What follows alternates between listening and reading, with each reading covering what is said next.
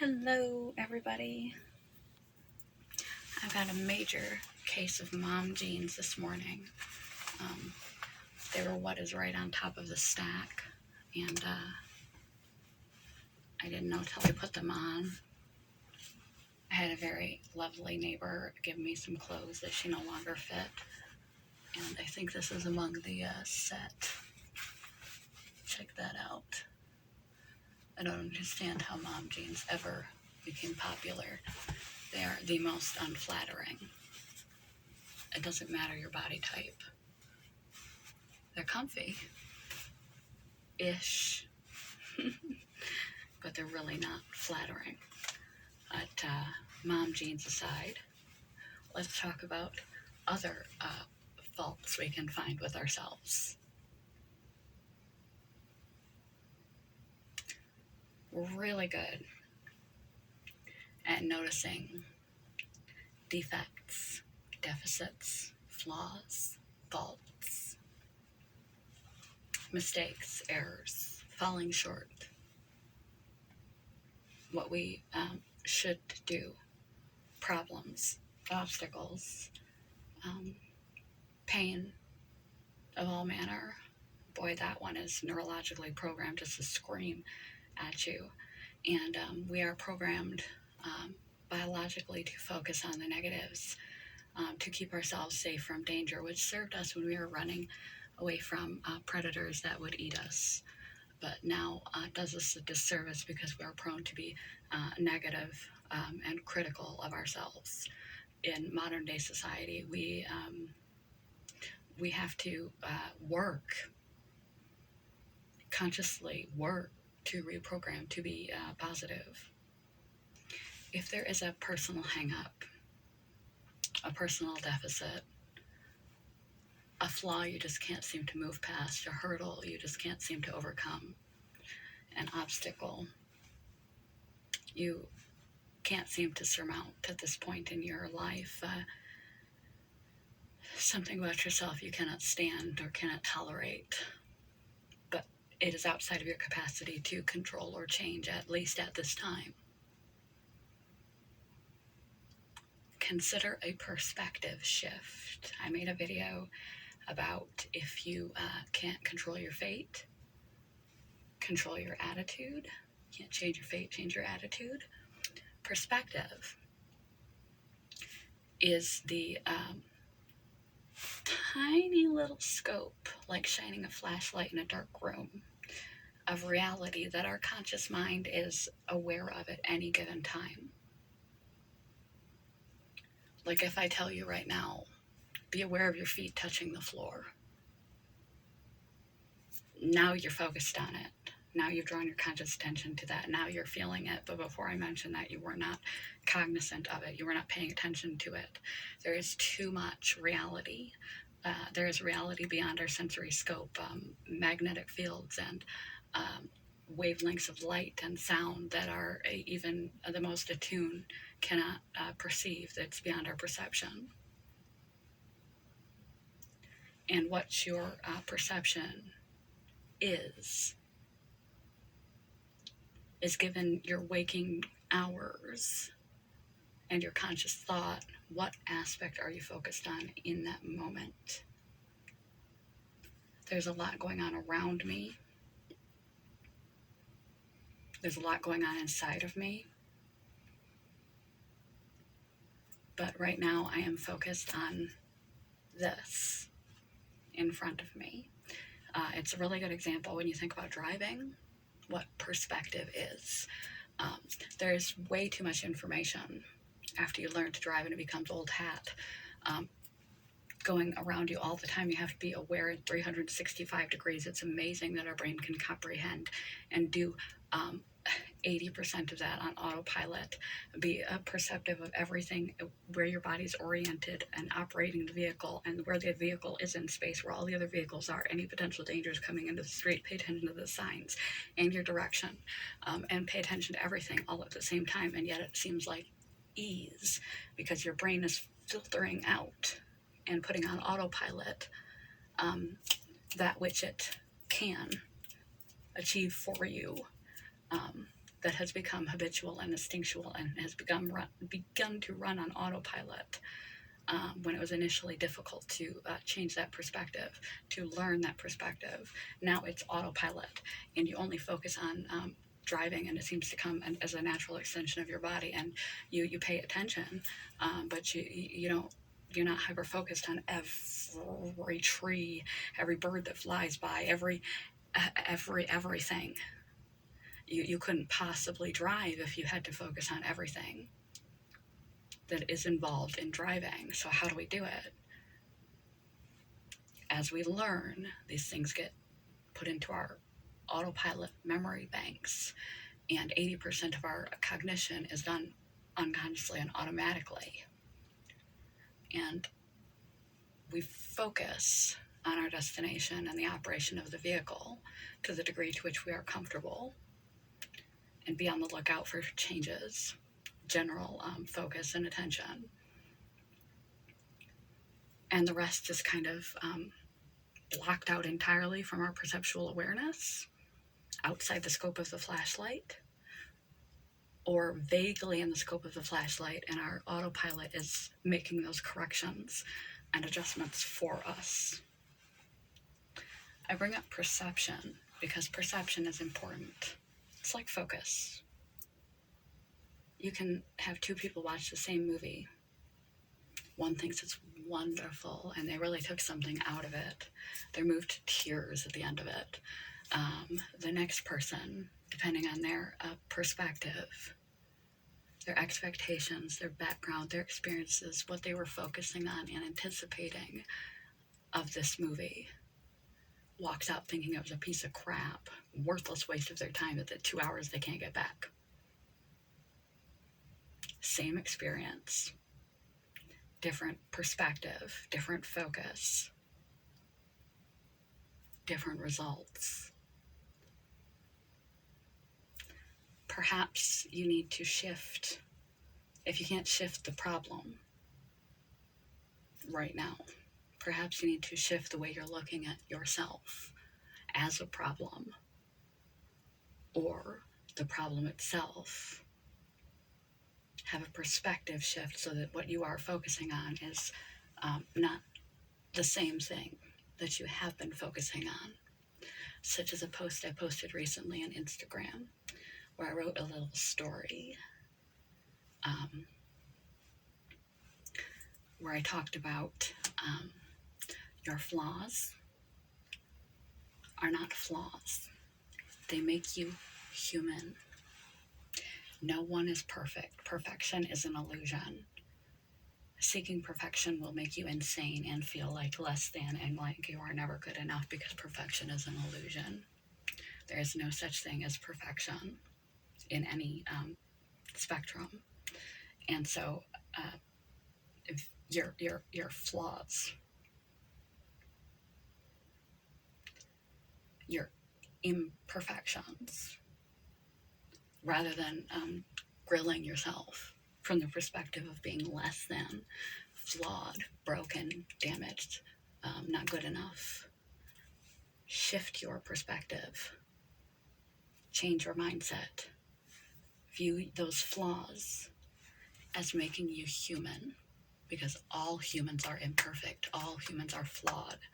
All humans have wishy-washy strengths and weaknesses, and cracks in their character, cracks in their capacities, limitations, etc. All humans are flawed. See it as what makes you human. Keeps you in contact with your humanity and humanity in others. And keeps you humble. Having humility is an extraordinary trait.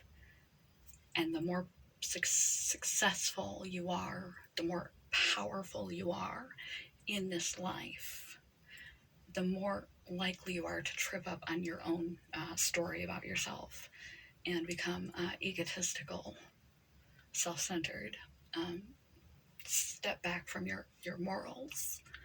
It is good to humble thyself, to embrace rather than try to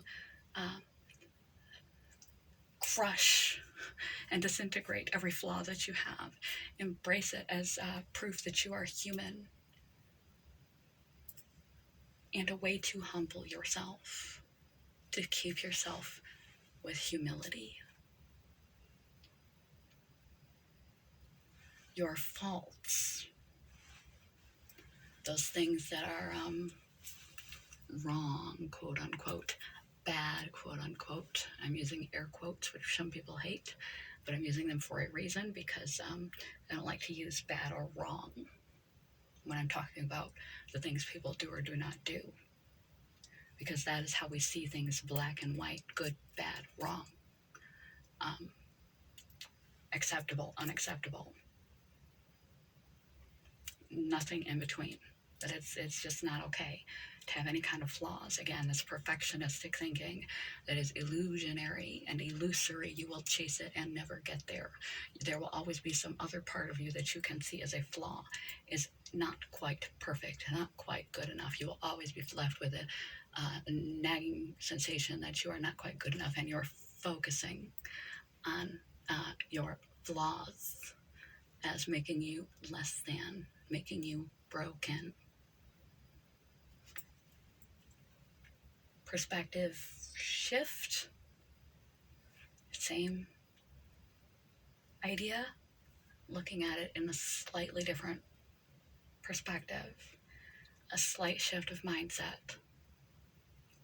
See your flaws as opportunities for growth. You may not be able to grow all the way. And what is all the way anyway? All the way is perfection, which doesn't exist. Everybody is in a growing path at different rates and different stages in their growth, in their character, in their capacities, in their life, in their management of relationships, in whatever arena or dynamic of your life or yourself that you are displeased with and you see as a flaw. All this is a seedling rather than a full-grown plant. It is not a flaw. It is an opportunity for growth. More knowledge you can gain, a skill you can improve in, a character attribute that you can aspire to acquire more of, contribution, empathy towards others, humor, not taking life so seriously, living a more healthy lifestyle, loving and speaking kindly to yourself, those things you don't quite get the hang of, or you occasionally have a bitchy outburst, learning to temper your temper. It's not a flaw. It's an opportunity for growth. Humans feel better when we are growing, changing, expanding, and learning. That's why if you attended college, you probably would say those are some of the best years of your life, because you were in a constant state of education and expansion and growth, surrounded by contact and connection and community with other humans, both of which are really good for us. And as we settle into adulthood, we stop growing. We don't know how or where to grow. Instead of seeing your flaws as these broken pieces that are irreparably damaged and proof that you are irreparably damaged and less than and not a good person, see them as highlighted areas that you can begin to grow. You will never reach them perfect. It doesn't exist. But instead of seeing it as a deficit, see it as an opportunity to grow, to expand, to begin growing again. And that releases dopamine into our system, same as if we were seeking out food, hunting and gathering, striving. When we grow and we expand, we feel powerful neurochemistry that makes us feel good about ourselves, and you are improving on the way. So every flaw you uncover is like, yes, instead of like, just more proof that I'm a worthless person, that I'm a bad, broken person, that I'm defective. Perspective shift. Get excited every time you uncover a flaw in yourself. You note a flaw in yourself. because that is an opportunity for you to grow and expand, become a better version of yourself, and feel the good feelings, neurochemistry that comes with growth.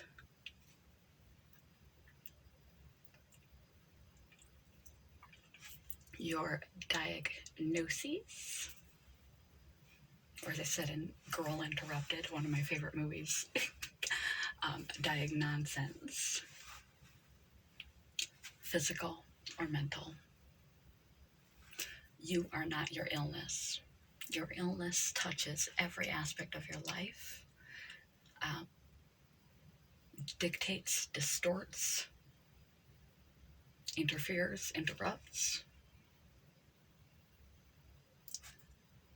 your life, your free will, your choices, your capacities in a day. But you are not crazy. You are not weak. You are not unable because you are disabled. You are not crazy, dangerous, stupid, illogical because you are mentally ill. Diagnoses, physical or mental, do not define nor diminish you. Perspective shift. How many times can I do that in one video? I should count them backwards and play a coffee drinking game.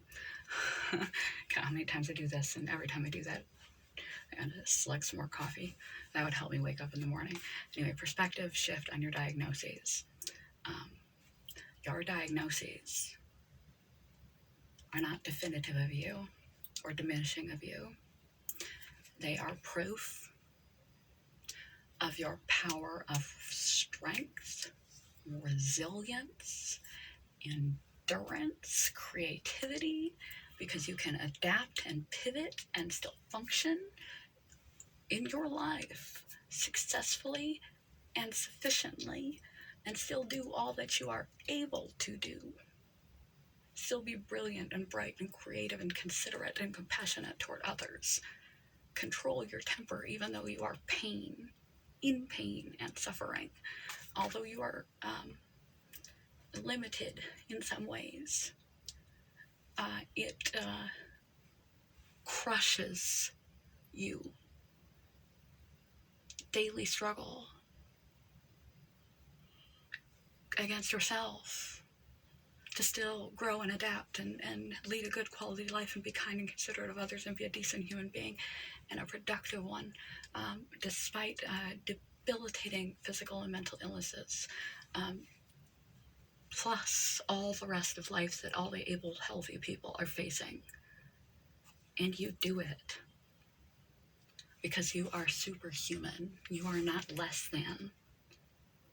You are creative, you are adaptive, you are resilient, you are empathetic, you are strong, you are amazing, you're superhuman, regardless of how small your life has become due to your illness.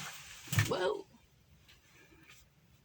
How conflicted, how constricted your life has become due to your illness.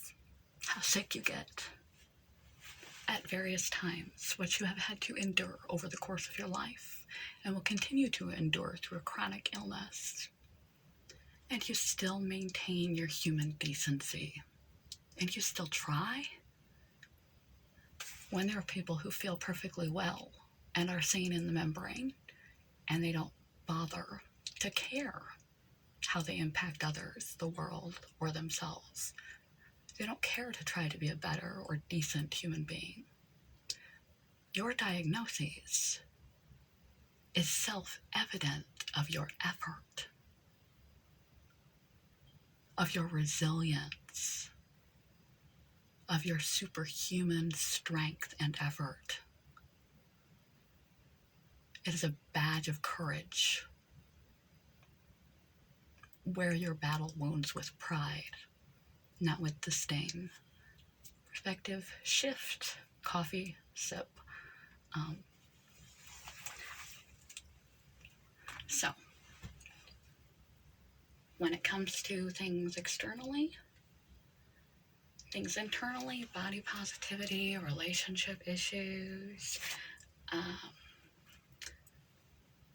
persistent self-hatred, and other aspects that don't serve you, perspectives that don't serve you, that hurt you, hold you back, diminish your capacities, your strength, your energy, your capacity to address the issue, because the more that you diminish yourself, the more you weaken your strength and motivation and energy to tackle the problems and address the situations in life.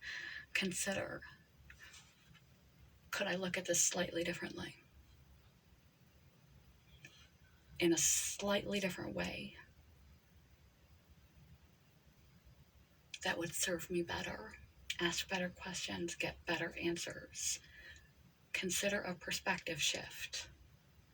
If you've been looking at the same problem the same way over and over and over and just digging yourself and your life down into a hole, trying to figure out how to approach your relationship, trying to figure out how to approach yourself, trying to figure out, and you just, all you see is brokenness and damage, and you keep beating yourself down and beating a dead horse by trying to do the same thing over and over and hoping that this time it works.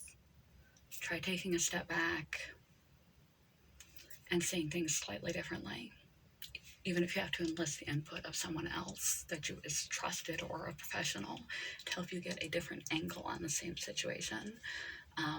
But you can train yourself to ask different questions, to try and think outside the box about the same thing. Again, your flaws make you human. No one is perfect. They connect you to humanity and your ability to humble thyself. Being able to humble thyself is a great trait. Your flaws are not to be berated and seen as proof that you are flawed and damaged and not good enough. They're seen as seedlings for full-grown plants that you can now focus your attention to, nurture that aspect of you, and grow, opportunities to grow. And we feel great when we're growing and expanding. So every uncovered flaw that you find isn't proof. It's not set in stone. It's not permanent. It's not proof that you are not good enough. Everybody's growing at different rates and different things. There's a lot to grow in and manage. And if there's some area where you are flawed or not up to the degree you wish to be, that is an opportunity, not a flaw. It's an opportunity to grow. You're not stupid, defective, crazy, illogical, insane for a mental illness. You are not unable because you are disabled, or less than because you are physically disabled. You are actually more than, because more than half of the average sane and able-bodied individual doesn't bother to even take into consideration their impact on themselves and others in this world. The fact you're even considering that, let alone trying that and trying to manage your illness and your life and show up to be the best human possible, is amazing and to be admired. Not in spite of your illness, but along with, in concert to your illness. You have superpowers. Shift your perspective. Quote of the day. Too long a video, once again. And once again, check out my mom pants. Loud noises. Oh yeah. Such a dork. Okay, quote of the day. I wish you could see in you what I see in you. Try to change your perspective so that you can. Good morning. Goodbye. Double peace kiss. The monkey. I need to learn some new dance moves that aren't from before I was born. Have a good day, guys. Gals, everyone.